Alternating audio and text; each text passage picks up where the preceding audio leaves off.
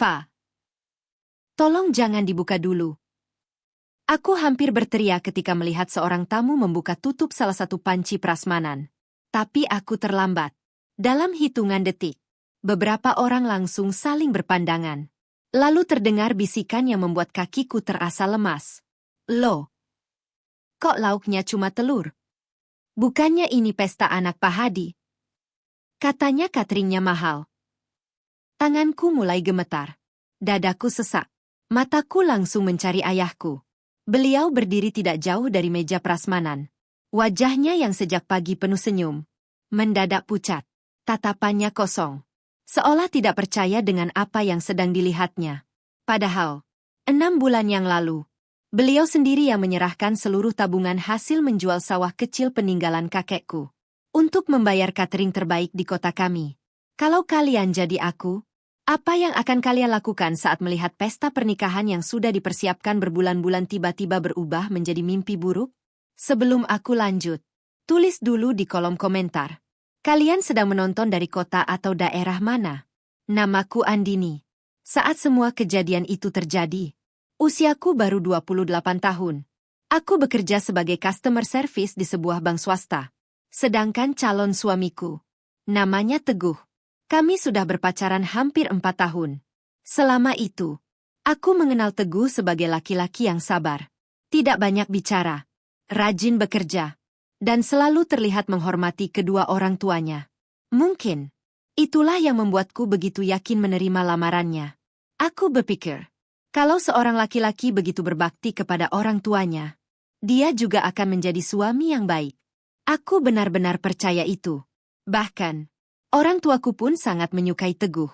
Ayah sering berkata, "Nak, Bapak lihat Teguh itu orangnya kalem. Mudah-mudahan dia bisa membimbing kamu nanti." Setiap mendengar ucapan itu, aku hanya tersenyum. Karena jauh di dalam hatiku, aku juga memiliki harapan yang sama. Kami tidak pernah merencanakan pesta yang mewah. Sejak awal, aku bahkan sempat mengusulkan akad sederhana di rumah. Tanpa gedung. Tanpa dekorasi berlebihan, tanpa pesta besar. Bagiku, yang penting akadnya sah. Itu sudah cukup. Tapi ayah menolak pelan. Beliau menggenggam tanganku sambil tersenyum. Ini anak perempuan satu-satunya. Din, Bapak cuma ingin sekali saja melihat kamu jadi pengantin. Kalimat itu membuatku tidak sanggup membantah. Aku tahu, ayah bukan orang berada. Beliau hanya memiliki sebidang sawah kecil yang selama bertahun-tahun menjadi sumber penghasilan keluarga kami. Karena itulah, aku berkali-kali berkata agar pesta dibuat sesederhana mungkin. Namun ayah selalu menjawab dengan kalimat yang sama. Biar capek sekarang. Asal nanti kamu nggak menyesal. Aku tidak pernah tahu bahwa justru pesta yang ingin membuatku bahagia itulah yang hampir menghancurkan keluargaku. Persiapan pernikahan kami dimulai sekitar 6 bulan sebelum hari akad. Karena sama-sama bekerja, aku dan Teguh sepakat membagi tugas. Aku mengurus gedung, dekorasi, undangan, dan catering. Sedangkan Teguh mengurus berkas pernikahan, penghulu, serta kebutuhan dari pihak keluarganya. Semuanya terasa berjalan lancar. Setidaknya, itulah yang kupikirkan waktu itu. Setelah beberapa kali survei, akhirnya aku menemukan vendor catering yang menurutku paling pas. Harganya memang bukan yang paling murah, tapi makanannya enak, pelayanannya rapi, dan semua tamu bebas mengambil makanan tanpa dibatasi. Aku sengaja mengajak ayah dan ibu datang untuk mencicipi menu. Melihat ayah tersenyum sambil mencicipi rendang, entah kenapa hatiku ikut hangat. Yang ini enak ya, Bu. Ayah menoleh ke arah ibu. Nanti tamu pasti senang. Ibu hanya mengangguk sambil tersenyum. Sedangkan aku diam-diam menahan air mata. Aku tahu, ayah sebenarnya sedang menghitung-hitung isi dompetnya sejak tadi. Beliau terus bertanya pelan kepada pihak vendor. Kalau tambah tamu sedikit masih bisa ya? Kalau porsinya dilebihkan bagaimana? Kalau ada tamu mendadak? Pertanyaan-pertanyaan kecil itu membuatku sadar. Ayah benar-benar ingin semua tamu pulang dalam keadaan kenyang. Bukan karena gengsi. Tapi karena beliau tidak ingin ada satupun orang yang pulang sambil berkata, "Pesta anak Pak Hadi makanannya kurang." Saat vendor menyebut total biayanya, aku langsung berkata pelan, "Ya, kalau terlalu mahal, kita cari yang lain saja." Belum sempat ayah menjawab, ibu justru lebih dulu menggenggam lenganku. "Enggak usah. Kalau memang ini yang terbaik, kita ambil." Aku menatap wajah mereka bergantian. Jujur, saat itu aku sudah tidak sanggup berkata apa-apa. Beberapa hari kemudian, ayah benar-benar melunasi seluruh biaya catering. Bahkan lebih cepat dari jadwal pembayaran. Vendor sampai berkata, "Jarang ada pelanggan yang langsung lunas jauh-jauh hari begini, Pak." Ayah hanya tersenyum. "Saya cuma nggak mau anak saya kepikiran. Saya ingin dia fokus jadi pengantin." Mendengar ucapan itu, dadaku kembali terasa sesak kalau mengingatnya sekarang. Karena uang yang digunakan ayah, bukan uang yang datang begitu saja. 2 minggu sebelumnya, beliau diam-diam menjual sawah kecil peninggalan almarhum kakek. Sawah itu bukan sekadar tanah. Disitulah aku tumbuh. Disitulah ayah mengajariku menanam padi setiap musim liburan sekolah. Dan disitulah beliau selalu berkata, "Kalau nanti kamu sudah menikah, sawah ini buat pegangan hidupmu." Namun, demi melihatku tersenyum di hari pernikahan, beliau rela melepaskan semuanya. Aku sempat menangis ketika mengetahui hal itu. "Ayah kenapa enggak bilang dulu?" Ayah hanya tertawa kecil. "Lah kalau bapak bilang, pasti kamu enggak jadi nikah di gedung." Aku langsung memeluk beliau. Saat itu, aku berjanji dalam hati, apapun yang terjadi nanti, aku akan menjadi istri yang baik. Aku akan menjaga rumah tanggaku. Aku akan membalas semua pengorbanan kedua orang tuaku. Aku benar-benar percaya, perjuangan mereka akan berakhir dengan kebahagiaan. Sayangnya, aku belum mengenal satu orang yang sejak awal ternyata melihat pesta pernikahanku bukan sebagai hari bahagia, melainkan sebagai kesempatan untuk mendapatkan uang. Kalau ada satu orang yang sejak awal paling sering membahas soal biaya pernikahan, orang itu adalah calon mertuaku. Namanya Bu Santi. Pertama kali bertemu beliau, aku sebenarnya tidak menemukan sesuatu yang aneh. Beliau ramah, murah senyum, bahkan sempat memelukku sambil berkata, "Mulai sekarang anggap ibu seperti ibu kandungmu sendiri." Aku benar-benar percaya. Sampai akhirnya, setiap kali pembicaraan keluarga dimulai, aku mulai menyadari satu kebiasaan Bu Santi. Hampir semua pertanyaannya selalu berhubungan dengan uang. Gedungnya berapa sewanya? Dekornya habis berapa? Undangannya cetak berapa lembar? Souvenirnya beli di mana? Awalnya kupikir, itu hanya rasa ingin tahu. Aku bahkan menjawab semuanya dengan santai. Karena menurutku, tidak ada yang perlu disembunyikan. Namun lama-kelamaan, pertanyaan Bu Santi justru semakin detail. Bayar cateringnya berapa? Paketnya yang mana? Dapat lauk apa saja? Berapa porsi? Bahkan, beliau sampai meminta melihat daftar menu yang sudah kupilih. Aku sempat saling pandang dengan ibu, tapi kami tetap memperlihatkannya. Bu Santi membaca lembar demi lembar. Matanya berhenti cukup lama pada bagian total pembayaran. Beliau tidak mengatakan apa-apa, hanya menarik napas pelan, lalu tersenyum tipis. "Wah, mahal juga ya?" Aku langsung menjawab pelan. "Iya, Bu. Tapi ayah maunya tamu makan yang enak." Beliau mengangguk. "Iya sih.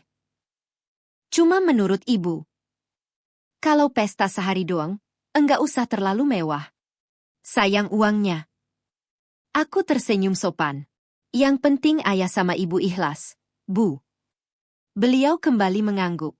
Namun sejak hari itu, setiap bertemu denganku, beliau selalu mengulang kalimat yang hampir sama. Kalau uang sebanyak itu dipakai buat beli rumah kan lebih berguna. Kalau dipakai modal usaha juga lumayan. Orang makan juga paling cuma 15 menit. Kadang aku hanya tertawa kecil. Kadang aku memilih diam. Aku tidak ingin memperdebatkan sesuatu yang sebenarnya sudah diputuskan oleh kedua orang tuaku. Lagi pula, semua biaya pesta berasal dari keluargaku. Tidak sedikit pun kami meminta bantuan dari pihak Teguh.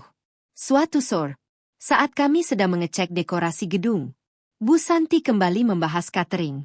Bedanya, Kali ini beliau bertanya langsung kepada Teguh. "Go, itu catering sudah lunas?" Teguh mengangguk. "Sudah, Bu." 6 bulan sebelum acara malah.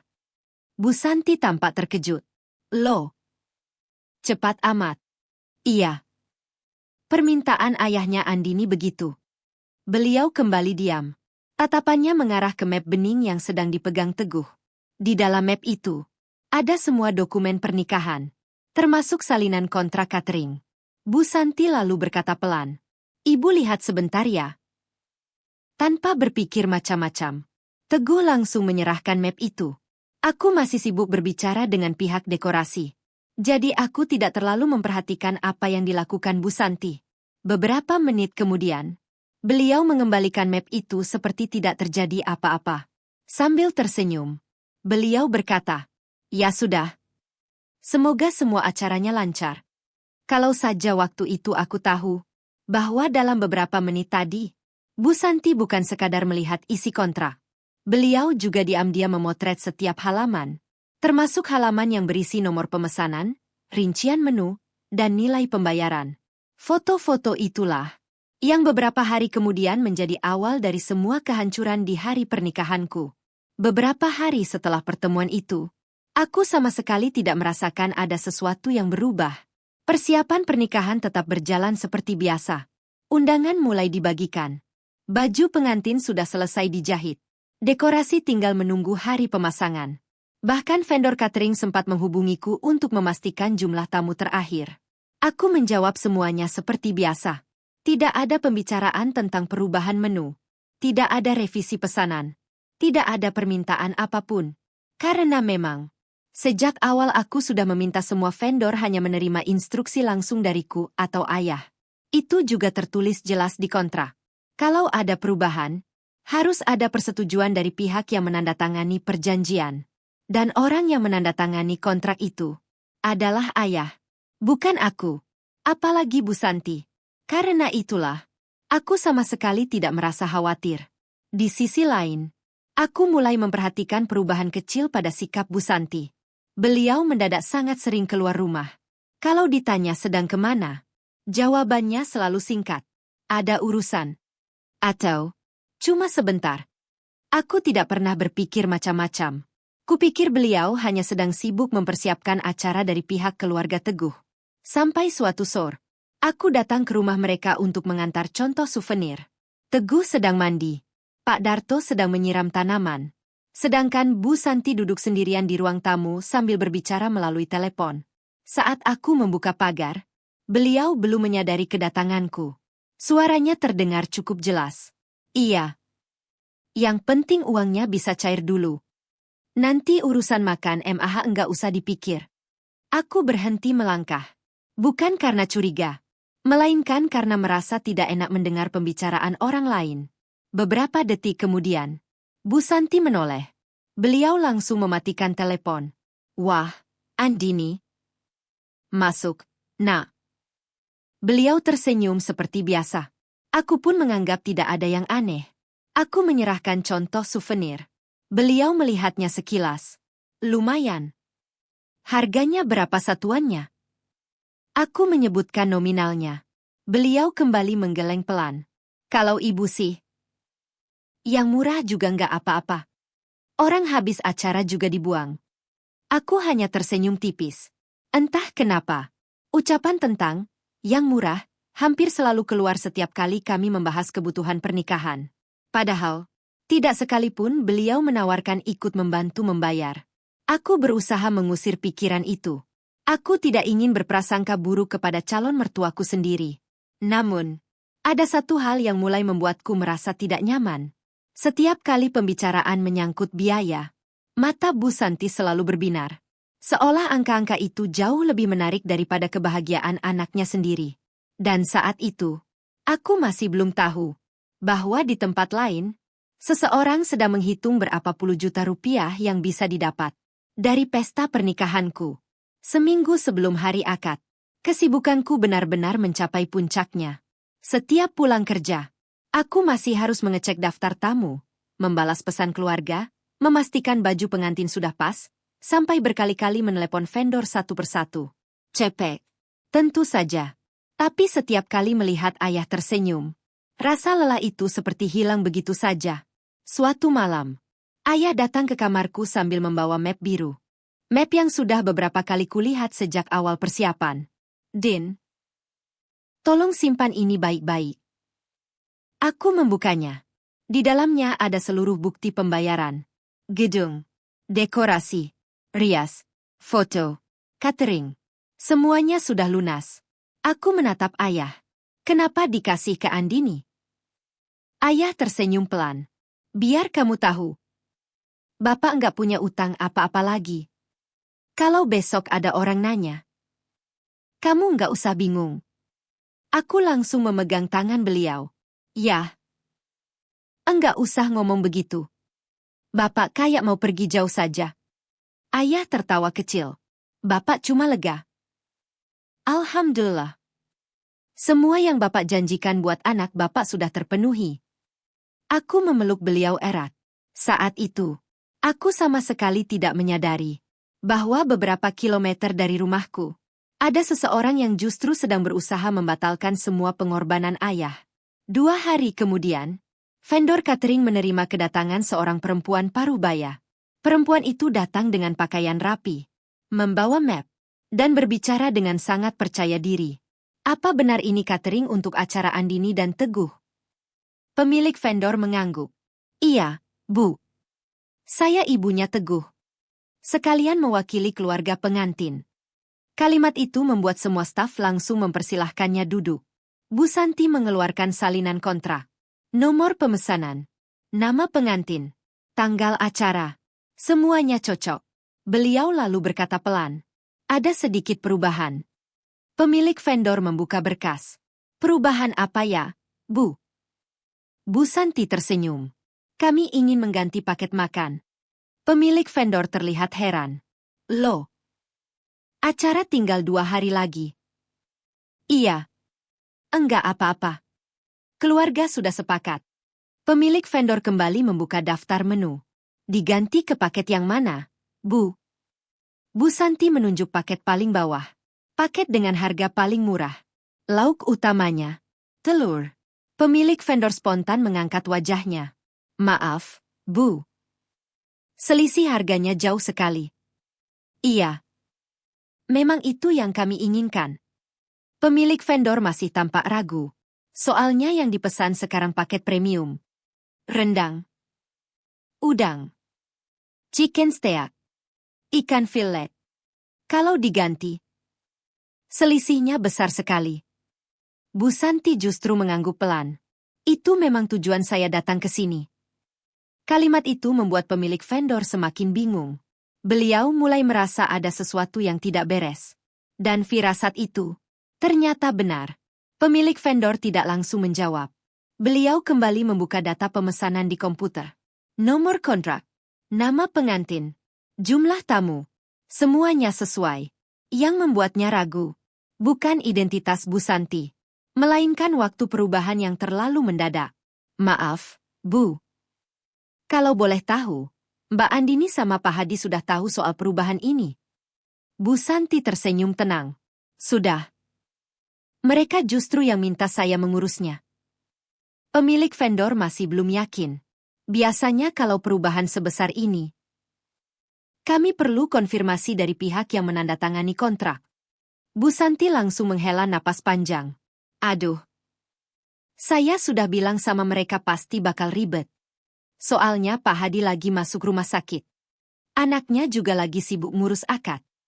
Makanya saya yang diminta datang. Mendengar alasan itu, pemilik vendor mulai luluh. Beliau memang sempat melihat beberapa pelanggan di masa lalu diwakilkan oleh anggota keluarga. Lagi pula, perempuan yang duduk di depannya terlihat sangat meyakinkan. Bu Santi tahu nama pemilik vendor, tahu tanggal acara, tahu jumlah tamu, bahkan tahu detail menu yang sebelumnya dipesan. Semua itu membuat kebohongannya terdengar seperti kebenaran. Namun, masih ada satu masalah. Kalau paketnya diganti, selisih biayanya cukup besar, Bu. Prosedurnya harus dikembalikan ke pihak keluarga. Bu Santi langsung tersenyum. Itu memang yang saya tunggu. Beliau lalu mengeluarkan secari kertas. Saya sudah diminta mengurus semuanya. Nanti uang selisihnya serahkan saja ke saya. Pemilik vendor kembali terdiam. Jujur, hatinya masih belum benar-benar yakin. Nilai pengembaliannya bukan sedikit. Puluhan juta rupiah. Kalau sampai salah menyerahkan, usahanya bisa ikut bermasalah. Melihat keraguan itu, Bu Santi kembali memainkan perannya. Beliau membuka ponsel, menunjukkan foto-foto saat lamaran. Foto keluarga besar. Foto bersama Andini. Foto bersama Teguh. Lalu berkata dengan nada sedikit tersinggung, "Masa saya mau nipu acara nikah anak saya sendiri?" Kalimat itu membuat pemilik vendor merasa tidak enak. Beliau lalu memanggil bagian administrasi. "Bu, tolong siapkan berkas perubahan paket." Beberapa menit kemudian, selembar formulir diletakkan di atas meja. Di bagian atas tertulis, "Perubahan menu atas permintaan keluarga." Bu Santi membaca sekilas. Tanpa ragu, beliau mengambil pulpen, lalu membubuhkan tanda tangannya. Saat tinta itu menempel di atas kertas, tidak ada seorang pun yang menyangka satu goresan tanda tangan itu akan menghancurkan pesta yang telah dipersiapkan keluargaku selama berbulan-bulan. Bagian administrasi kemudian mencetak dokumen pengembalian dana. Nominalnya membuat Bu Santi beberapa kali menelan ludah. Bukan karena kaget, melainkan karena puas. Selisih antara paket premium dengan paket paling murah mencapai puluhan juta rupiah. Uang sebanyak itu, bahkan lebih besar daripada gaji Teguh selama beberapa bulan. "Bu, silakan dicek dulu nominalnya." Staf administrasi mendorong berkas ke hadapan Bu Santi. Beliau pura-pura membaca dengan teliti. Padahal, sejak awal memang angka itulah yang sedang diincarnya. Sudah benar. Kalau begitu proses saja. Pemilik vendor masih sempat bertanya sekali lagi. "Bu, nanti setelah acara selesai, kami tetap akan menghubungi Pak Hadi untuk laporan administrasi ya." Mendengar kalimat itu, ekspresi Bu Santi sempat berubah. Namun hanya sesaat. Beliau langsung tersenyum. "Oh silakan." Pasti beliau sudah tahu. Ucapan itu membuat pihak vendor benar-benar yakin. Mereka tidak lagi memiliki alasan untuk curiga. Semua dokumen terlihat lengkap. Semua jawaban Bu Santi terdengar masuk akal. Beberapa menit kemudian, kasir datang membawa sebuah amplop coklat tebal. Di dalamnya, uang pengembalian yang selama ini menjadi tujuan utama Bu Santi. Beliau menerima amplop itu dengan kedua tangan, lalu menandatangani tanda terima. Tanpa sadar, seluruh proses tersebut terekam jelas oleh kamera CCTV yang terpasang tepat di atas meja kasir. Tidak ada yang ditutupi. Tidak ada sudut yang terlewat. Mulai dari saat Bu Santi menerima amplop, menghitung isinya, hingga memasukkannya ke dalam tas hitam yang selalu dibawanya. Rekaman itulah yang nantinya menjadi bukti paling penting. Namun saat itu, tak seorang pun menyangka rekaman sederhana tersebut akan membatalkan sebuah pernikahan. Sore harinya, Bu Santi tidak langsung pulang. Beliau justru mampir ke sebuah dealer mobil. Tempat itu bukan tempat yang asing baginya. Karena adik bungsu Teguh sudah beberapa kali mengajak ibunya melihat-lihat mobil baru. Masalahnya, mereka tidak pernah punya cukup uang untuk membayar uang mukanya. Hari itu, masalah itu mendadak selesai. Seorang sales keluar menyambut. "Wah, jadi ambil unitnya, Bu." Bu Santi mengangguk mantap. "Iya. Hari ini saya bayar uang mukanya." Sales itu langsung tersenyum lebar. Beberapa lembar formulir segera disiapkan. Bu Santi membuka amplop coklat tadi, lalu mulai menghitung uang lembar demi lembar. Tangannya begitu tenang, seolah uang itu memang hasil jerih payahnya sendiri. Padahal, di setiap lembar uang yang sedang dihitungnya, ada keringat ayahku, ada hasil penjualan sawah keluarga kami, ada tabungan yang dikumpulkan bertahun-tahun, dan semuanya sedang berpindah tangan tanpa sepengetahuan kami. Yang lebih menyakitkan, ada seseorang yang melihat semua itu. Orang itu adalah Teguh. Ia datang ke dealer karena diminta ibunya mengantarkan beberapa dokumen. Begitu masuk, langkahnya langsung terhenti. Matanya bergantian melihat amplop di atas meja, lalu melihat formulir pembelian mobil. "Teguh, pas sekali kamu datang." Ibu lagi bayar DP mobil adikmu. Teguh mengernyit. DP? Pakai uang dari mana, Bu? Bu Santi hanya tersenyum. Senyum yang nantinya akan terus terbayang di kepalaku saat aku mengetahui seluruh kebenarannya. Teguh memandang amplop coklat itu beberapa detik. Jumlah uang yang terlihat di atas meja jelas bukan uang sedikit. Ia mengenal amplop itu karena beberapa hari sebelumnya ia pernah melihat amplop dengan logo vendor catering yang sama saat Andini menunjukkan seluruh berkas pembayaran. Bu, ini uang apa sebenarnya? Bu Santi tidak langsung menjawab. Beliau justru melanjutkan menghitung lembaran uang di hadapannya. Baru setelah semuanya selesai dimasukkan kembali ke dalam amplop, beliau menoleh ke arah Teguh. Uang rezeki. Teguh menghela napas. Rezeki dari mana? Bu Santi tersenyum kecil. Dari catering. Mendengar jawaban itu, dada Teguh langsung berdegup lebih cepat. Catering. Iya. Ibu minta paketnya diganti. Daripada uangnya habis buat orang makan 1 jam. Mending dipakai buat keluarga sendiri. Teguh mengira dirinya salah dengar. Maksud ibu? Paketnya diganti? Iya. Jadi yang mahal itu ibu batalkan. Ibu pilih yang biasa saja. Kan sama-sama bikin kenyang. Beberapa detik, Teguh hanya menatap wajah ibunya. Lalu pandangannya berpindah ke formulir pembelian mobil yang masih terbuka di atas meja. Bu. Andini tahu. Bu Santi langsung menggeleng. Belum. Dan enggak perlu tahu. Kalimat itu membuat suara Teguh mulai meninggi. Bu, ini bukan uang kita. Itu uang ayahnya Andini. Beliau sampai jual sawah buat bayar pesta. Wajah Bu Santi langsung berubah. Makanya ibu bilang. Orang itu bodoh. Ngapain jual sawah cuma buat kasih makan tamu? Mending uangnya dipakai buat masa depan keluarga. Teguh menarik napas panjang. Tapi bukan begini caranya. Bu Santi meletakkan tasnya di atas meja. Lalu menatap anaknya tajam. Dengar ya, Guh. 2 hari lagi kamu sudah jadi suami Andini. Setelah nikah, uang kalian juga jadi satu. Jadi nggak ada yang dirugikan. Tapi yang dirugikan sekarang ayahnya Andini. Bu. Ibu mengambil uang beliau tanpa izin. Bu Santi langsung memotong. Mengambil. Ibu cuma menyelamatkan uang itu. Kalau tetap dipakai buat catering, besok juga habis. Kalau dipakai DP mobil adikmu, asetnya tetap ada. Teguh memijat pelipisnya.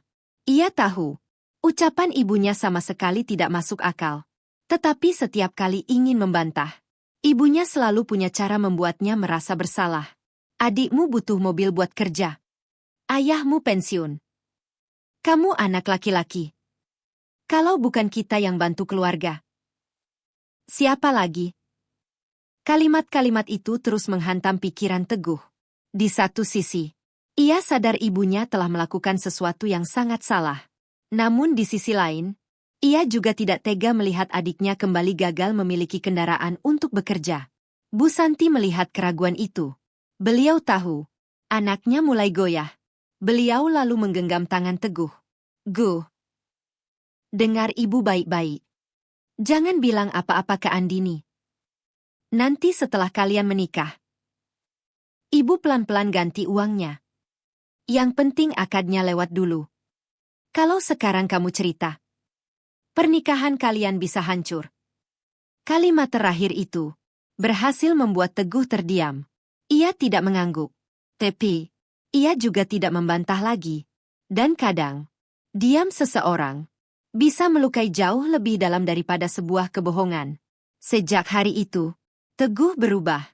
Perubahannya memang tidak terlalu terlihat. Kalau hanya bertemu sebentar, mungkin tidak akan ada yang menyadarinya. Tapi aku sudah mengenalnya hampir 4 tahun. Aku tahu kapan dia sedang bahagia. Aku tahu kapan dia sedang memendam sesuatu. Dan seminggu menjelang akad, aku merasa seperti sedang berbicara dengan orang yang berbeda. Pesan-pesannya mulai singkat. Kalau biasanya setiap malam kami menelepon hampir 1 jam, kini 15 menit saja sudah terasa canggung. Beberapa kali aku bertanya, "Kamu capek ya?" Dia selalu menjawab sama, "Iya. Lagi banyak pikiran." Aku mengangguk. Kupikir, dia hanya gugup karena sebentar lagi akan menikah. Aku bahkan mencoba menghiburnya. Tinggal beberapa hari lagi, Guh. Nanti kita nggak perlu video call terus. Kita bisa sarapan bareng setiap hari. Biasanya, kalau aku mengatakan hal seperti itu, Teguh akan tertawa atau menggoda balik. Tapi malam itu, dia hanya diam. Beberapa detik kemudian baru menjawab pelan, "Iya. Semoga semuanya lancar." Entah kenapa, jawaban itu terdengar begitu berat. Seolah ada sesuatu yang ingin dia katakan, tapi terus ditahannya. 2 hari sebelum akad, aku mengajaknya bertemu di sebuah kafe dekat kantorku. Alasannya sederhana. Aku ingin memastikan semua persiapan benar-benar selesai. Kami membuka satu persatu daftar kebutuhan. Undangan. Sudah. Souvenir. Sudah. Rias pengantin. Sudah. Dekorasi. Sudah. Lalu aku sampai pada bagian catering. Kemarin vendor sudah konfirmasi lagi. Katanya semua sesuai pesanan. Kamu nggak dihubungi juga kan? Pertanyaan itu membuat tangan Teguh yang sedang memegang gelas berhenti. Hanya sesaat. Lalu dia menggeleng. Enggak. Aku tersenyum lega. Syukurlah. Berarti nggak ada perubahan apa-apa. Teguh menunduk. Aku melihat jemarinya menggenggam gelas lebih erat. Seolah sedang menahan sesuatu. Beberapa kali bibirnya terbuka. Lalu kembali tertutup. Aku sampai bertanya. Guh. Ada yang mau kamu omongin? Dia mengangkat wajah. Tatapan matanya bertemu dengan mataku. Untuk beberapa detik, aku benar-benar yakin. Dia akan mengatakan sesuatu. Sesuatu yang sangat penting. Namun, ponselnya tiba-tiba berdering. Nama yang muncul di layar, Ibu. Teguh langsung mengangkat telepon itu. Iya, Bu. Iya. Sekarang? Iya. Bentar lagi pulang. Telepon ditutup. Dia langsung berdiri. Maaf ya, Din. Ibu nyuruh pulang. Ada urusan. Aku tersenyum. Ya sudah. Hati-hati. Dia mengangguk. Namun sebelum berbalik pergi, dia sempat menoleh ke arahku. Tatapannya aneh. Seperti seseorang yang sedang meminta maaf, tanpa berani mengucapkannya. Aku bahkan sempat melambaikan tangan sambil tersenyum. Sama sekali tidak tahu bahwa itu adalah kesempatan terakhir bagi Teguh untuk mencegah semua bencana yang akan terjadi di hari pernikahan kami. Kalau saja sore itu, dia memilih berkata jujur. Mungkin ayahku tidak perlu menanggung malu di depan ratusan tamu. Malam sebelum akad, rumahku tidak pernah benar-benar sepi. Saudara dari luar kota mulai berdatangan. Ada yang membantu menyusun souvenir. Ada yang melipat serbet. Ada yang sibuk menghitung kembali kursi untuk tamu. Di dapur, ibu dan para bibi masih memasak makanan untuk keluarga yang menginap. Sedangkan ayah, seperti biasa, beliau berkeliling dari satu ruangan ke ruangan lain. Memastikan semuanya siap. Sesekali beliau mencoret daftar kecil yang selalu dibawanya. Sound sudah. MC sudah. Penghulu besok jam 8. Mobil pengantin sudah konfirmasi. Aku memperhatikan beliau dari kejauhan. Entah kenapa, malam itu beliau terlihat jauh lebih lelah. Rambutnya yang mulai memutih terlihat semakin jelas. Lingkar hitam di bawah matanya juga tidak bisa disembunyikan lagi. Aku menghampiri beliau. Ayah. Udah istirahat dulu. Beliau tersenyum. Nanti saja. Masih ada yang mau Bapak cek? Aku mengambil kertas kecil dari tangannya. Semua sudah selesai. Bapak enggak usah khawatir. Beliau menggeleng pelan. Bukan khawatir. Bapak cuma ingin besok enggak ada tamu yang kecewa. Kalimat itu, sampai hari ini masih terngiang di telingaku. Karena justru itulah yang akhirnya terjadi. Ratusan tamu pulang membawa cerita. Bukan tentang bahagianya pesta pernikahanku, melainkan tentang kehancuran keluarga kami. Sekitar pukul 9 malam, ponselku berdering. Nomornya tidak kusimpan. Selamat malam, Mbak Andini. Saya dari vendor catering. Aku langsung tersenyum. Oh iya, Mas. Ada yang kurang? Enggak, Mbak. Saya cuma mau memastikan. Besok tetap sesuai revisi terakhir ya? Aku langsung mengernyit. Revisi? Iya, Mbak. Beberapa detik. Aku benar-benar tidak mengerti. Revisi yang mana ya? Suasana di ujung telepon tiba-tiba hening. Oh, mungkin saya salah. Kalau begitu nggak apa-apa, Mbak. Nanti besok ketemu saja. Belum sempat aku bertanya lebih jauh, telepon itu sudah ditutup. Aku menatap layar ponsel beberapa saat. Perasaanku mulai tidak enak. Apa maksudnya revisi terakhir? Aku tidak pernah meminta perubahan apapun.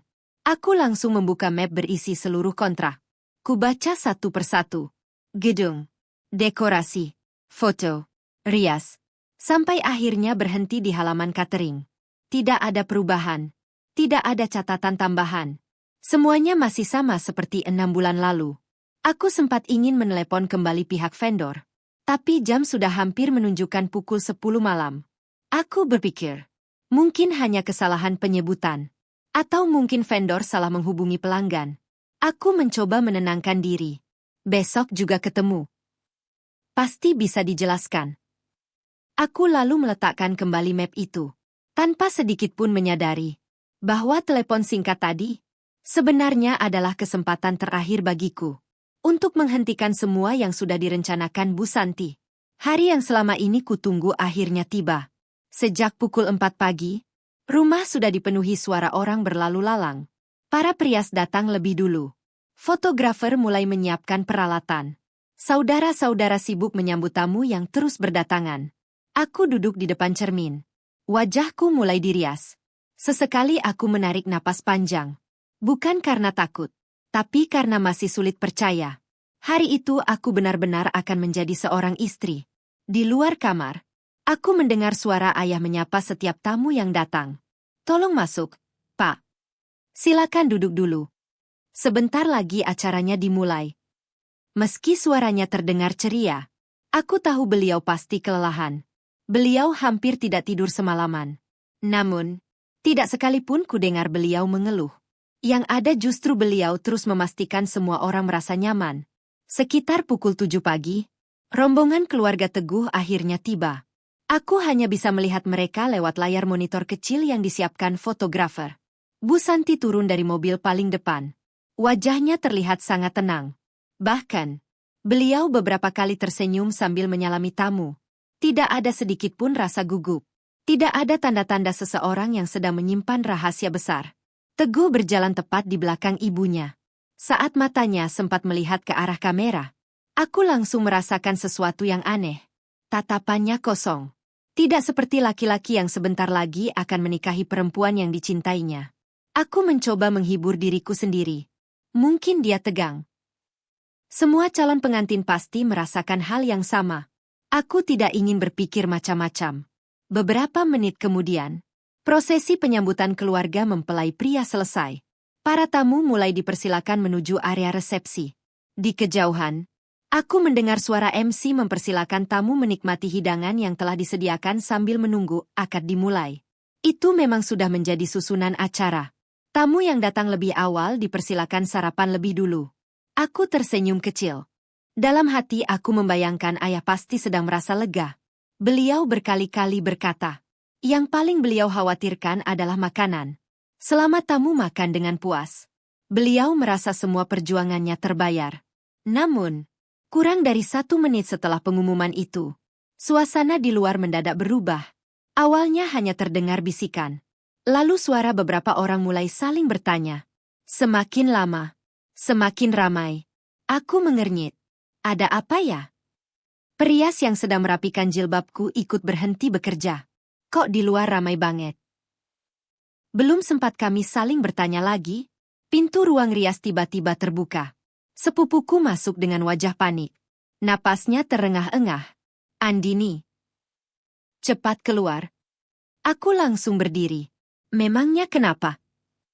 Sepupuku menelan ludah. Tatapannya terlihat bingung.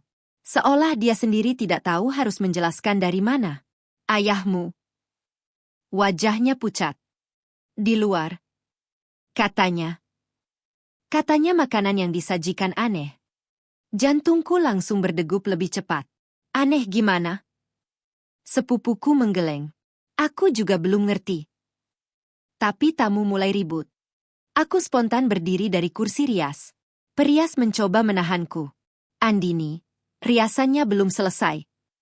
Tapi saat itu, aku sudah tidak memikirkan lipstik. Tidak memikirkan mahkota. Tidak memikirkan gaun yang bahkan belum benar-benar dirapikan. Aku hanya ingin memastikan. Ayah baik-baik saja. Begitu keluar dari ruang rias, suara-suara itu terdengar semakin jelas. Ini cateringnya salah kirim ya? Kok lauknya cuma telur? Ayamnya mana? Dagingnya mana? Aku kira masih disiapin. Langkahku semakin cepat. Semakin dekat ke area prasmanan, semakin banyak tamu yang berdiri sambil saling memandang. Beberapa hanya mengambil nasi. Beberapa mengambil sayur. Tapi hampir semuanya berhenti cukup lama di depan tempat lauk utama. Aku ikut melihat ke arah sana. Dan saat itulah, tubuhku terasa membeku. Di atas meja panjang yang seharusnya dipenuhi berbagai hidangan premium, hanya ada telur balado, telur semur, telur pindang. Bahkan lauk utama yang paling banyak jumlahnya adalah telur rebus yang dibelah dua. Aku berkedip beberapa kali, berharap mataku sedang salah melihat. Ini tidak mungkin. Aku sendiri yang memilih menu 6 bulan lalu. Ada sapi lada hitam, ayam bakar madu, udang saus mentega, ikan filet, aneka dessert. Semuanya kupilih bersama ayah.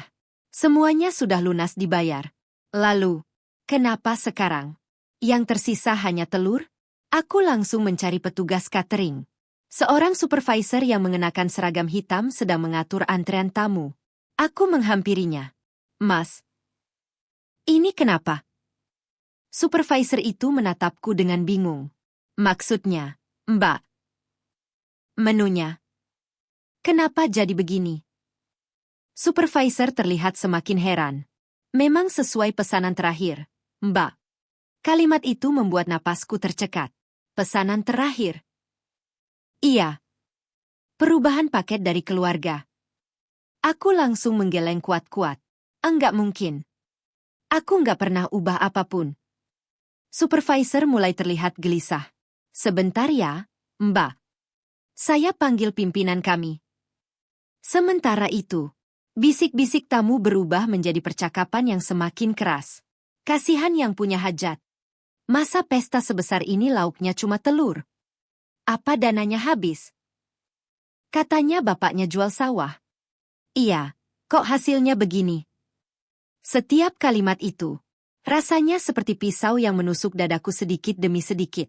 Aku menoleh mencari ayah. Beliau berdiri beberapa meter dari meja prasmanan. Masih berusaha tersenyum kepada tamu. Masih berusaha meminta maaf. Padahal beliau sendiri belum tahu apa yang sebenarnya terjadi. Di balik senyum yang dipaksakan itu, aku melihat kedua tangan ayah gemetar. Dan untuk pertama kalinya seumur hidupku, aku melihat sorot mata seorang ayah yang merasa telah gagal membahagiakan anaknya. Aku langsung menghampiri ayah. Yah. Ayah nggak apa-apa. Beliau menoleh ke arahku. Beliau masih berusaha tersenyum. Senyum yang selama ini selalu membuatku merasa tenang. Tapi kali ini, senyum itu terlihat sangat rapuh. Enggak apa-apa, Nak. Mungkin cuma ada salah kirim. Suara ayah pelan. Terlalu pelan. Seolah beliau sedang berusaha meyakinkan dirinya sendiri. Aku menggenggam tangan beliau. Dingin. Tangan yang dulu selalu hangat ketika menggandengku ke sekolah, kini terasa dingin dan sedikit gemetar. Belum sempat aku berkata apa-apa. Seorang pria berjas hitam berlari menghampiri kami. Beliau adalah pemilik vendor catering. Wajahnya terlihat pucat. Begitu sampai di depan kami, beliau langsung membungkukkan badan. Maaf, Pak. Saya benar-benar minta maaf. Ayah mengernyit. Maaf kenapa? Pemilik vendor tampak kebingungan. Pak, bukankah keluarga sudah meminta perubahan paket? Ayah langsung menggeleng. Perubahan apa? Justru saya baru lihat makanan ini sekarang. Pemilik vendor mendadak terdiam. Beliau bergantian menatap ayah, lalu menatapku. Wah, kalau begitu. Sebentar, Pak. Saya ambil berkasnya dulu. Beliau berlari menuju mobil operasional yang terparkir di belakang gedung. Aku mulai merasakan firasat yang sangat buruk. Kalau memang ada perubahan, siapa yang melakukannya? Karena aku tidak pernah datang ke kantor vendor lagi. Ayah juga tidak pernah. Beberapa menit kemudian, pemilik vendor kembali sambil membawa sebuah map biru. Tangannya terlihat gemetar saat membuka isi map itu. Beliau mengeluarkan beberapa lembar dokumen, lalu menunjukkannya kepada ayah. Pak, ini formulir perubahan menu. Ayah langsung menerima kertas itu. Beliau membaca perlahan, baris demi baris. Semakin lama, wajah beliau semakin bingung. Aneh. Ini bukan tanda tangan saya. Aku ikut melihat isi formulir itu. Di bagian atas tertulis jelas, perubahan paket premium menjadi paket ekonomi. Di bawahnya, ada tanda tangan seseorang. Bukan tanda tangan ayah. Bukan juga tanda tanganku. Aku langsung menggeleng. Mas, ini juga bukan tanda tangan saya. Pemilik vendor tampak kehilangan warna di wajahnya. Beliau membuka lembar berikutnya. Kalau begitu, ini tanda terima pengembalian dananya. Ayah kembali membaca. Nominal yang tertulis di sana sama persis dengan selisih harga antara paket premium dan paket ekonomi. Puluhan juta rupiah. Dan pada kolom penerima, kembali tertera tanda tangan yang sama. Bukan milik kami. Ayah mengangkat wajah perlahan.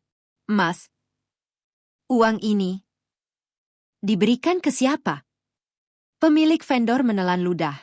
Beliau tampak benar-benar mulai menyadari bahwa sesuatu yang sangat besar telah terjadi. Pak, waktu itu, yang datang mengaku mewakili keluarga. Beliau bilang, semua sudah disetujui. Aku merasakan kakiku mulai lemas. Seseorang datang membawa kontrak kami, mengubah seluruh pesanan, mengambil puluhan juta rupiah, lalu menghilang. Dan kami baru mengetahui semuanya. Di depan ratusan tamu yang sedang menyaksikan pesta pernikahan kami berubah menjadi bahan pembicaraan. Saat itulah, pemilik vendor mengucapkan satu kalimat yang membuat seluruh tubuhku langsung membeku. Pak, kalau Bapak melihat orangnya, saya rasa Bapak pasti mengenalnya. Aku langsung menatap wajah pemilik vendor. Siapa? Suaraku hampir tidak terdengar. Beliau tidak langsung menjawab. Tangannya justru membuka map biru itu sekali lagi. Beliau mengeluarkan selembar formulir lain. Di pojok kanan atas, ada fotokopi kartu identitas yang ditunjukkan saat proses perubahan paket. Ini. Beliau menunjukkan identitas keluarga. Aku mengambil lembar itu dengan tangan gemetar. Begitu kulihat, dadaku langsung terasa sesak. Bukan karena aku mengenali kartu identitas itu, melainkan karena nama yang tertulis sebagai alamat darurat adalah nama Teguh. Aku menoleh ke arah calon suamiku. Saat itu Teguh berdiri tidak jauh dari pelaminan. Wajahnya mendadak pucat. Tatapan kami bertemu. Dan untuk pertama kalinya, aku melihat ketakutan yang begitu besar di matanya. Aku melangkah mendekatinya. Pelan. Sangat pelan. Guh, kamu tahu soal ini? Dia tidak menjawab. Aku mengulanginya. Kamu tahu? Bibirnya bergerak, tapi tidak ada suara yang keluar. Aku menggenggam lengannya. Kamu tahu atau tidak? Beberapa detik kemudian, dia menundukkan kepala, lalu menjawab sangat pelan. Aku tahu. Dunia seolah berhenti berputar. Aku bahkan tidak lagi mendengar suara tamu. Tidak mendengar suara MC. Tidak mendengar musik. Yang terdengar hanya satu kalimat. Aku tahu. Air mataku langsung mengalir. Sejak kapan? Dia masih menunduk. Beberapa hari sebelum akad. Aku melepaskan genggaman tanganku. Kamu sudah tahu? Dia mengangguk pelan. Aku mulai sulit bernapas. Berarti, selama aku masih sibuk milih baju. Selama ayah masih kerja siang malam. Selama beliau bangga karena semua sudah lunas. Kamu sudah tahu semuanya. Teguh menutup matanya. Iya. Tapi aku mau bilang. Aku benar-benar mau bilang. Lalu kenapa enggak kamu bilang? Suara tangisku mulai terdengar semakin keras. Beberapa tamu kini memperhatikan kami. Namun aku tidak peduli. Yang kupikirkan hanya satu. Ayahku. Ayah yang rela kehilangan sawah warisan. Ayah yang sejak pagi meminta maaf kepada tamu.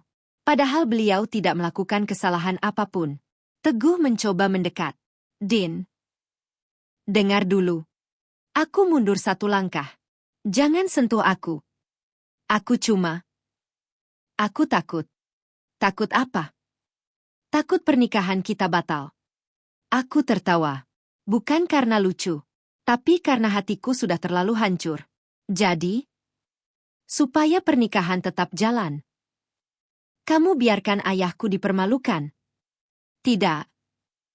Aku pikir ibu akan mengembalikan uangnya. Kapan? Setelah nikah. Aku menggeleng pelan. Masih sampai sekarang. Kamu tetap membela alasan itu. Teguh langsung menghapus air matanya. Aku nggak membela ibu. Aku bingung. Tiap kali aku mau cerita, ibu selalu bilang kalau semuanya akan dibereskan. Beliau janji akan mengganti uangnya. Aku menatap wajah laki-laki yang selama ini ingin kunikahi. Lalu aku sadar, yang menghancurkan hidupku hari itu bukan hanya kebohongan, melainkan pilihan untuk diam. Karena kadang, orang yang mengetahui kejahatan, lalu memilih membiarkannya terjadi, akan meninggalkan luka yang sama dalamnya dengan pelaku utama. Aku menghapus air mataku, lalu perlahan menoleh ke arah ayah. Beliau masih berdiri di tempat yang sama. Tubuhnya tampak lebih membungkuk daripada biasanya. Beberapa kerabat sedang berusaha menenangkan beliau. Tapi aku tahu, tidak ada kata-kata yang mampu menghapus rasa malu yang sedang beliau rasakan. Aku menarik napas panjang, lalu berjalan menghampiri ayah. Beliau langsung memegang tanganku. Maaf ya, Nak. Kalimat itu membuat dadaku seperti diremas. Aku langsung memeluk beliau. Ayah, jangan minta maaf. Ayah enggak salah. Tapi tamu-tamu, mereka datang jauh-jauh. Makanan yang mereka terima begini. Suara ayah mulai bergetar. Ayah sudah janji sama almarhum kakekmu.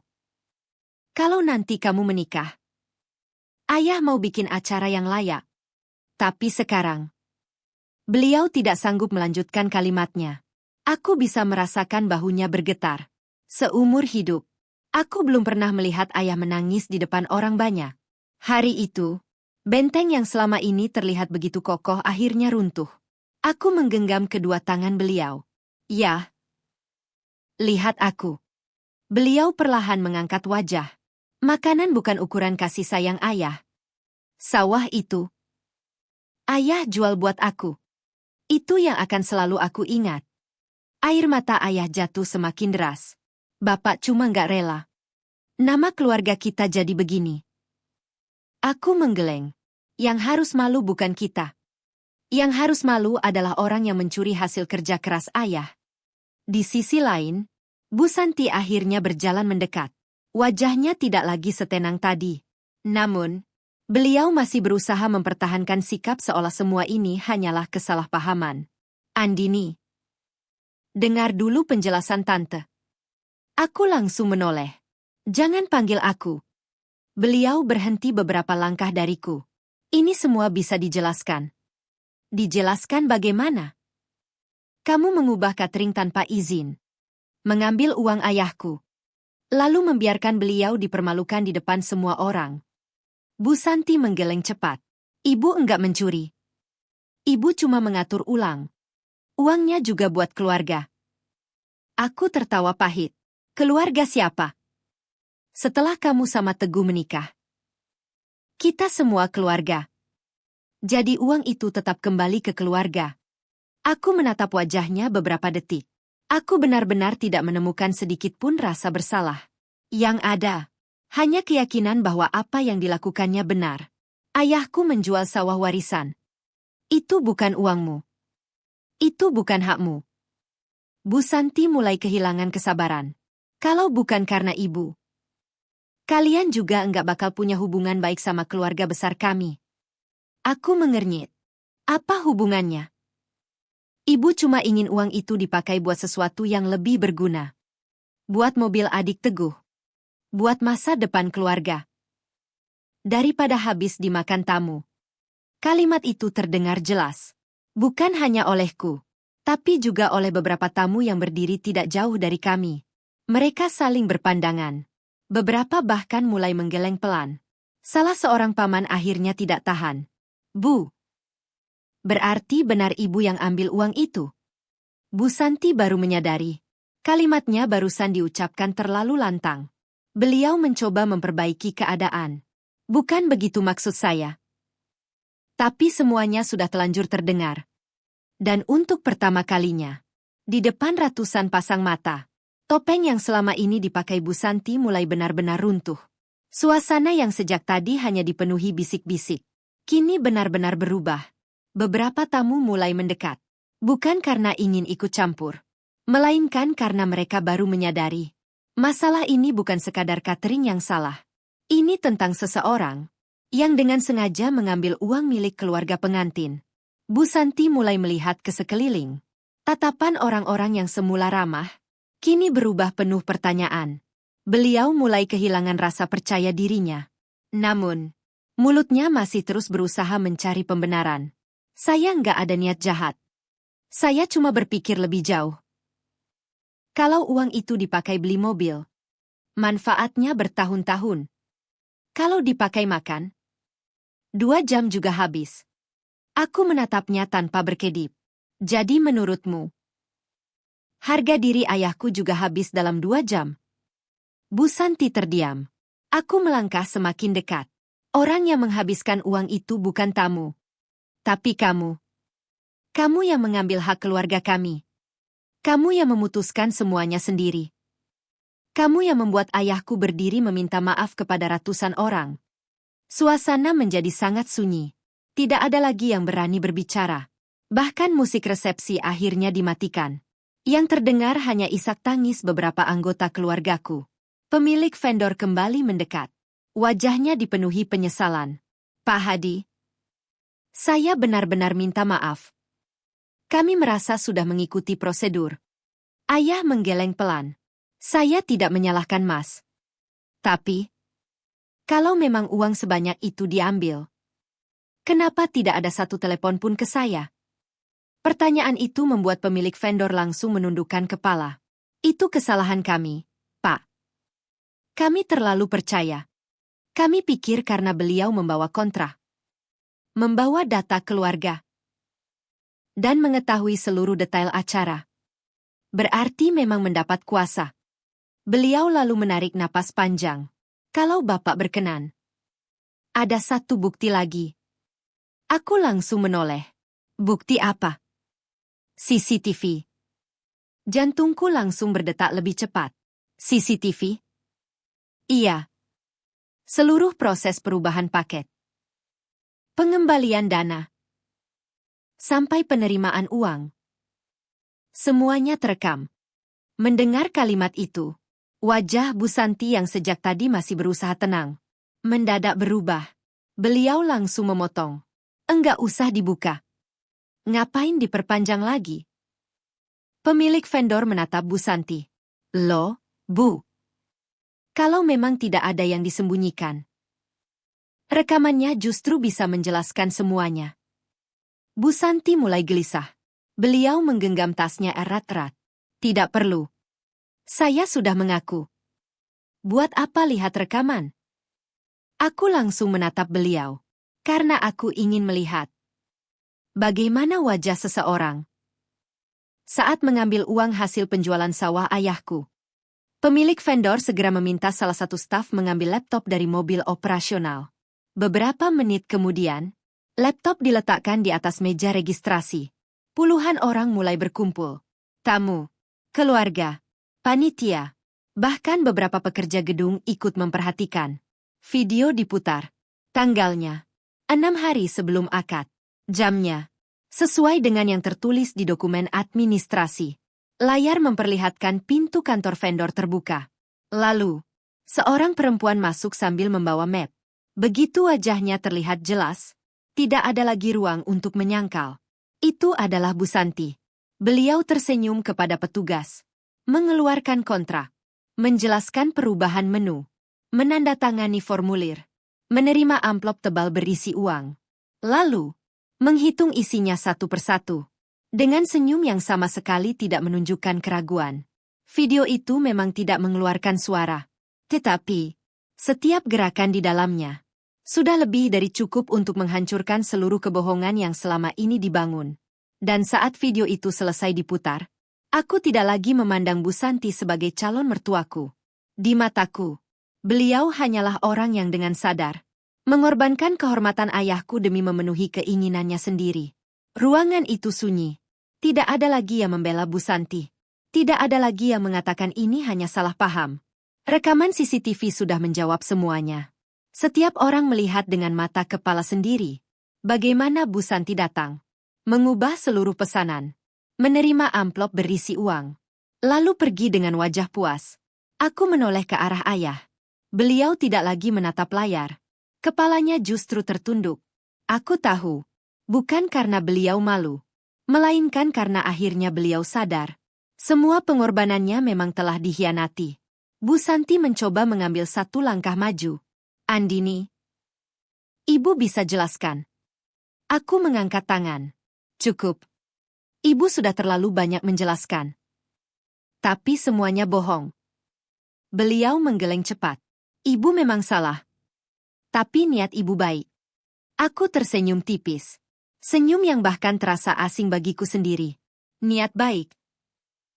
Ibu menyuruh calon suami saya diam. Ibu mengambil uang ayah saya. Ibu membiarkan keluarga kami dipermalukan. Lalu sekarang Ibu masih menyebut itu niat baik.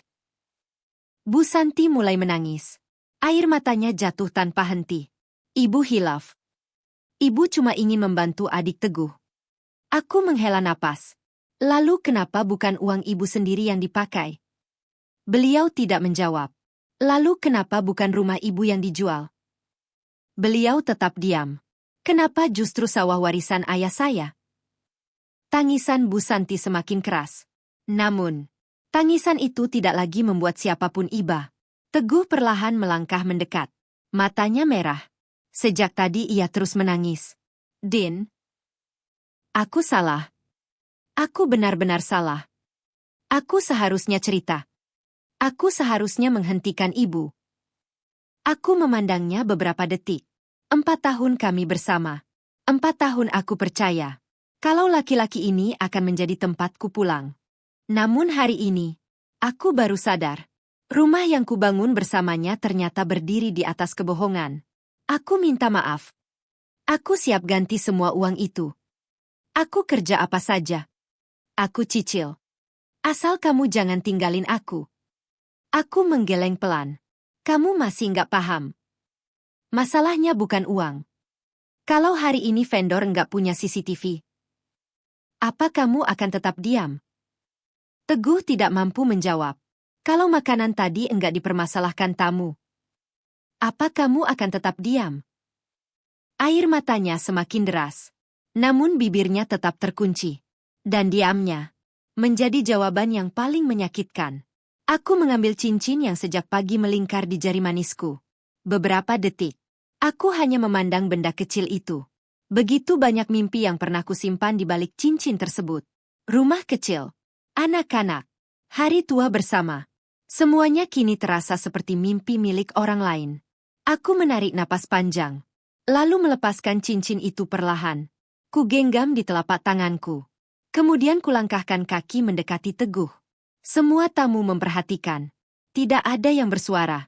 Yang terdengar hanya isak tangis keluarga. Aku membuka telapak tanganku. Cincin itu berkilau di terpa cahaya lampu gedung. Lihat baik-baik, Guh. Dari semua yang terjadi hari ini, yang paling menghancurkan hatiku, bukan ibumu, tapi kamu. Karena ibumu memang memilih berbuat jahat. Sedangkan kamu memilih membiarkan kejahatan itu terjadi. Aku lalu meletakkan cincin itu di telapak tangan Teguh. Tangannya gemetar hebat. Begitu cincin itu berpindah, Aku tahu. Keputusan terbesar dalam hidupku. Sudah tidak mungkin lagi untuk dibatalkan. Ruangan itu seakan kehilangan suara. Tidak ada tepuk tangan. Tidak ada bisik-bisik. Tidak ada lagi yang mencoba menenangkan keadaan.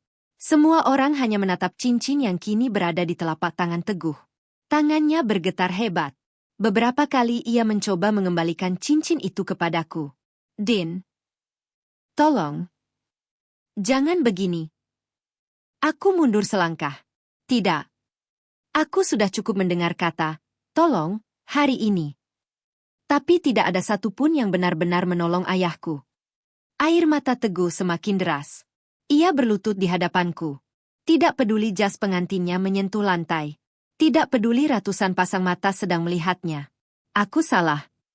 Aku pengecut. Aku takut kehilangan kamu. Aku takut melawan ibu. Tapi aku nggak pernah berniat menyakitimu.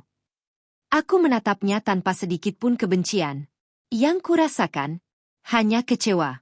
Kecewa yang begitu dalam hingga bahkan amarah pun sudah tidak tersisa. Guh. Kalau hari ini yang dipermalukan itu ayahmu, apa kamu juga akan bilang kamu cuma takut? Teguh menutup wajahnya. Tangisnya pecah. Namun pertanyaanku tetap tidak memiliki jawaban. Pak Darto, ayah Teguh, perlahan berjalan mendekat. Sejak pagi, beliau hampir tidak berbicara. Beliau hanya berdiri mengikuti semua yang terjadi. Wajahnya terlihat sangat tua. Jauh lebih tua daripada beberapa jam yang lalu.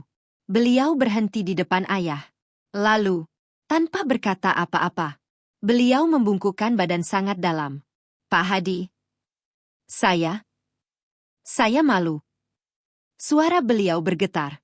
Saya benar-benar tidak tahu istri saya melakukan semua ini. Ayah segera memegang lengan Pak Darto. Sudah, Pak. Jangan begitu. Tolong berdiri. Namun Pak Darto justru semakin menundukkan kepalanya. Kalau saya lebih berani menegur istri saya selama ini, mungkin semua ini tidak akan terjadi. Kalimat itu membuat beberapa orang ikut menundukkan kepala. Karena semua sadar. Bukan hanya satu orang yang bersalah. Ada yang melakukan. Ada yang mengetahui. Ada juga yang memilih diam. Dan semuanya ikut menyumbang lahirnya bencana hari ini. Bu Santi mencoba mendekati Pak Darto. Pak, ayo pulang saja. Kita selesaikan di rumah. Belum sempat beliau menyentuh lengan suaminya, Pak Darto menarik tangannya. Untuk pertama kalinya, beliau menatap istrinya dengan sorot mata yang tidak pernah kulihat sebelumnya. Cukup. Hanya satu kata. Tapi seluruh ruangan mendengarnya. Cukup, Santi. Kamu masih mau pulang seolah tidak terjadi apa-apa. Bu Santi mulai menangis lagi. Aku cuma mau menyelamatkan keluarga. Pak Darto menggeleng pelan. Kamu bukan menyelamatkan keluarga. Kamu menghancurkan dua keluarga sekaligus. Kalimat itu membuat Bu Santi terdiam. Beliau tidak lagi mampu membalas. Aku kembali menghampiri ayah. Kupandangi wajah beliau yang masih dipenuhi rasa lelah. Aku tahu, kalau acara ini diteruskan, setiap kali aku melihat keluarga Teguh, aku hanya akan teringat hari ini. Aku hanya akan teringat bagaimana ayah berdiri meminta maaf atas kesalahan yang bukan miliknya. Aku hanya akan teringat telur-telur di atas meja prasmanan, yang menjadi saksi hancurnya seluruh kepercayaanku. Aku menggenggam tangan ayah, lalu berkata dengan suara yang cukup keras agar semua orang mendengar. Ya, aku sudah mengambil keputusan. Ayah menatapku. Matanya kembali berkaca-kaca. Aku menarik napas panjang, lalu memandang ke arah penghulu, ke arah keluarga besar, ke arah para tamu, dan terakhir, ke arah Teguh. Aku tahu, setelah kalimat yang akan keluar dari mulutku nanti, tidak akan ada jalan untuk kembali. Dan justru itulah yang harus kulakukan. Aku memandang satu persatu wajah yang ada di ruangan itu. Wajah ayah, wajah ibu, para paman, para bibi, teman-temanku. Lalu, wajah Teguh yang sejak tadi terus menangis. Aku menarik napas panjang. Maaf. Saya ingin menyampaikan sesuatu. Suara di dalam gedung langsung benar-benar hening. Bahkan para tamu yang masih berada di area makan ikut menghentikan langkahnya. Semua mata tertuju kepadaku. Aku menoleh kepada penghulu. Pak. Maaf. Akad ini tidak bisa saya lanjutkan. Kalimat itu terdengar begitu pelan. Namun, rasanya seperti petir yang menyambar seluruh ruangan. Beberapa orang langsung menutup mulutnya. Ada yang menggeleng pelan. Ada yang ikut menangis. Penghulu menatapku beberapa saat. Beliau lalu menganggukkan kepala pelan. Keputusan ada di tangan Mbak. Tidak seorang pun boleh memaksa. Aku kembali menoleh ke arah Teguh. Wajahnya benar-benar hancur. Ia melangkah cepat mendekat. Din. Aku mohon. Jangan batalkan. Aku siap bertanggung jawab. Aku siap ganti semua kerugian.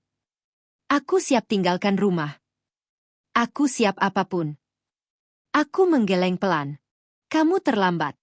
Bukan terlambat minta maaf. Tapi terlambat memilih. Air mata kembali memenuhi matanya. Aku bisa berubah. Aku janji.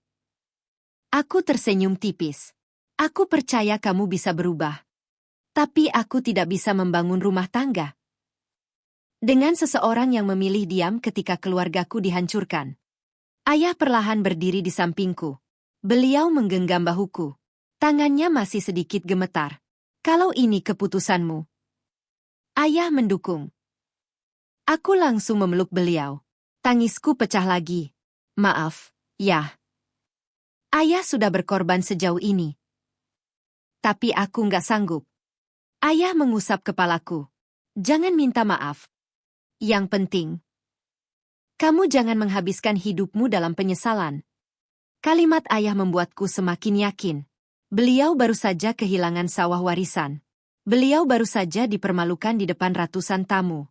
Namun, yang masih beliau pikirkan adalah masa depanku. Bukan harga dirinya. Bukan uangnya. Melainkan hidup anaknya. Pak Darto kembali menghampiri kami. Beliau memandang ayah dengan mata yang sembab. Pak Hadi, saya tidak punya alasan untuk meminta pernikahan ini diteruskan. Saya juga tidak berhak. Tapi izinkan saya meminta maaf. Sebagai seorang ayah, karena gagal mendidik keluarga saya. Ayah menghela napas panjang.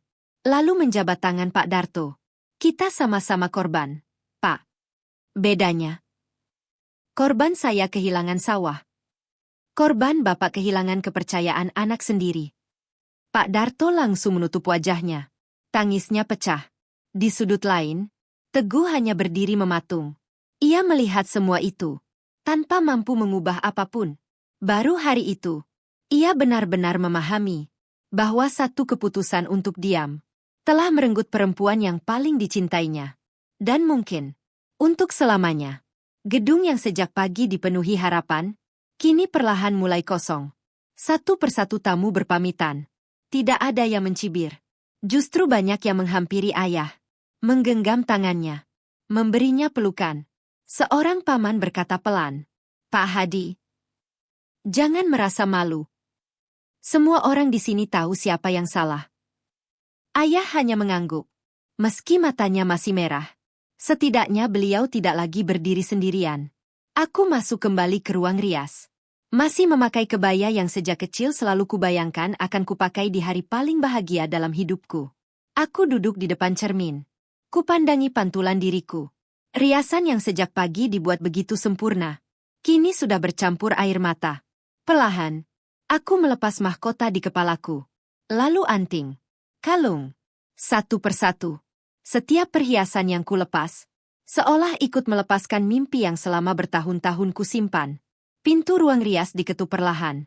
Ayah masuk. Beliau membawa sebuah map coklat. Map yang sudah sangat kukenal. Map berisi seluruh bukti pembayaran pernikahanku. Beliau duduk di sampingku. Lalu berkata pelan. Nak, ayah minta maaf. Ayah enggak bisa kasih hari pernikahan yang indah. Aku langsung memeluk beliau. Jangan bilang begitu lagi, Yah. Hari ini ayah justru menyelamatkan hidupku. Ayah tampak bingung. Aku mengusap air mataku. Kalau hari ini semua ditutupi. Kalau aku tetap menikah. Mungkin aku baru tahu sifat mereka setelah punya anak. Setelah punya rumah. Setelah semua terlambat. Aku memang kehilangan pesta. Tapi aku tidak kehilangan masa depanku. Ayah memejamkan mata, lalu mengangguk pelan. Untuk pertama kalinya sejak pagi, aku melihat sedikit rasa lega di wajah beliau. Beberapa minggu kemudian, vendor catering datang ke rumah. Pemiliknya kembali meminta maaf. Beliau menyerahkan seluruh salinan dokumen, formulir perubahan, tanda terima, rekaman CCTV. Semuanya. Beliau berkata, "Saya siap menjadi saksi kapanpun diperlukan." Aku mengangguk. Terima kasih. Kesalahan ini bukan hanya soal uang, tapi soal kepercayaan. Beliau menundukkan kepala. Saya mengerti. Aku juga mendengar kabar tentang keluarga Teguh. Mobil yang sempat dibayar uang mukanya dibatalkan. Uang itu harus dipertanggungjawabkan. Hubungan Bu Santi dengan banyak anggota keluarga mulai merenggang. Pak Darto memilih tinggal sementara di rumah kakaknya. Sedangkan Teguh beberapa kali mencoba menghubungiku. Pesan, telepon, surat. Semuanya hanya berisi permintaan maaf. Aku membaca sebagian, lalu menghapusnya. Bukan karena aku membenci Teguh, tetapi karena ada luka yang tidak bisa disembuhkan hanya dengan kata, maaf. Maaf tidak bisa mengembalikan sawah warisan ayah. Maaf tidak bisa menghapus rasa malu yang beliau rasakan.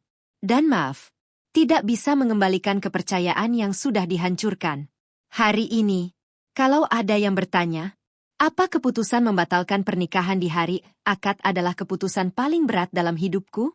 Jawabanku, iya, sangat berat. Aku menangis berhari-hari. Aku kehilangan seseorang yang pernah sangat kucintai. Aku harus menghadapi pertanyaan dari banyak orang. Aku harus memulai hidup dari awal. Tapi, kalau ditanya, apakah aku menyesal? Tidak, karena aku belajar satu hal. Menikah bukan hanya tentang mencintai seseorang. Menikah juga tentang merasa aman bersama orang itu. Dan aku tidak pernah bisa merasa aman dengan seseorang yang memilih diam saat keluargaku dihancurkan.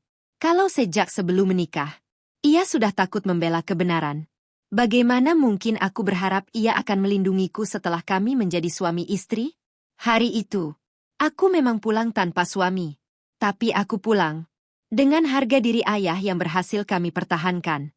Dan bagiku, itulah kemenangan terbesar dalam hidup.